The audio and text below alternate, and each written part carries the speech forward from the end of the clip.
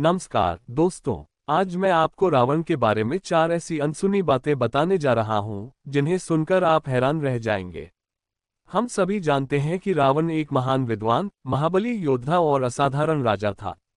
लेकिन क्या आप जानते हैं कि वह अपने समय से बहुत आगे सोचने वाला व्यक्ति था। उसके कुछ विचार इतने अद्भुत थे कि अगर वे सच हो जाते तो हमारी दुनिया शायद आज कुछ और ही होती। संकेत ध्वनि रहस्यमय संगीत की शुरुआत। पहला विचार, समुद्र का मीठा पानी।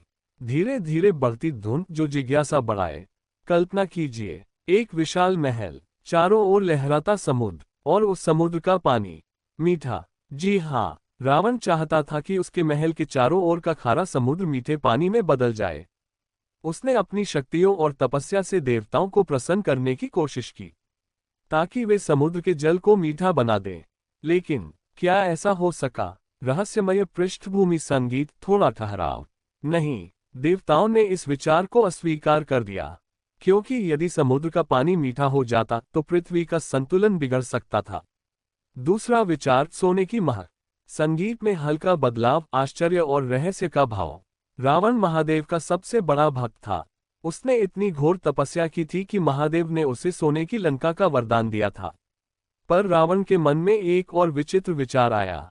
क्या हो अगर सोने से महक आए? सोचिए, अगर सोने से किसी इत्र की तरह खुशबू आती तो क्या होता? सोना सिर्फ चमकता ही नहीं बल्कि महकता भी। रावण ने इस पर गहन विचार किया और एक गुप्त यज्ञ की योजना बनाई। लेकिन वह इसे पूरा नहीं कर सका। क्यों? सस्पेंस निर्माण धीमी आवाज में। क्योंकि एक ऐसा व्यक्ति था जिसने उसकी इस योजना को असफल कर दिया। तीसरा विचार, स्वर्ग की सीढ़ियां। तेज संगीत, उत्तेजना बढ़ाने वाला प्रभाव। रावण का अगला विचार और भी चौंकाने वाला था। स्वर्ग जाने के लिए मृत्यु क्यों आवश्यक हो? रावण ने सोचा, अगर वह स्वर्ग तक पहुंचने के लिए सीढ़ियां बना दे तो फिर मनुष्य को मरने की जरूरत ही नहीं होगी। वह जीवित रहते हुए ही स्वर्ग में जा सकेगा। रावण ने इस पर काम शुरू कर दिया और कहते हैं कि उसने आधी सीढ़ियां बना भी ली थीं। लेकिन संगीत में नाटकीय मोड़, ठहराव के साथ गहरी आवाज में। जब भगवान श्री राम ने रावण का वध किया तो उन्होंने उन अधूरी सीढ़ियों को नष्ट कर दिया ताकि मनुष्य अपनी मृत्यु के बाद ही स्वर्ग जा सके, कर्मों के आधार पर। चौथा और सबसे भावुक विचार, पुत्र के सामने पिता की मृत्यु।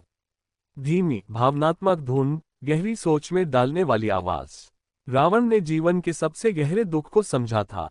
एक पिता के लिए सबसे बड़ा कष्ट क्या हो सकता है? जब उसका पुत्र उसकी आंखों के सामने मर जाए। रावण ने यह ठाना कि वह ऐसी शक्ति हासिल करेगा जिससे कभी भी पिता के सामने पुत्र की मृत्यु न हो। लेकिन रहस्यमय सन्नाटा, धीमी आवाज में। वो ये शक्ति प्राप्त कर पाता इससे पहले ही उसकी मृत्यु हो गई और यह विचार अधूरा रह गया। अंतिम सस्पेंस, धीमी गूंजती आवाज। तो दोस्तों, ये थे रावण के 4 अनोखे विचार। अब मैं आपसे पूछता हूं, अगर रावण अपने इन विचारों को सच कर पाता तो क्या हमारी दुनिया आज वैसी होती जैसी हम जानते हैं, या फिर कुछ और ही बन जाती? सोचिए और मुझे बताएं, कौन सा विचार आपको सबसे ज्यादा अनोखा लगा।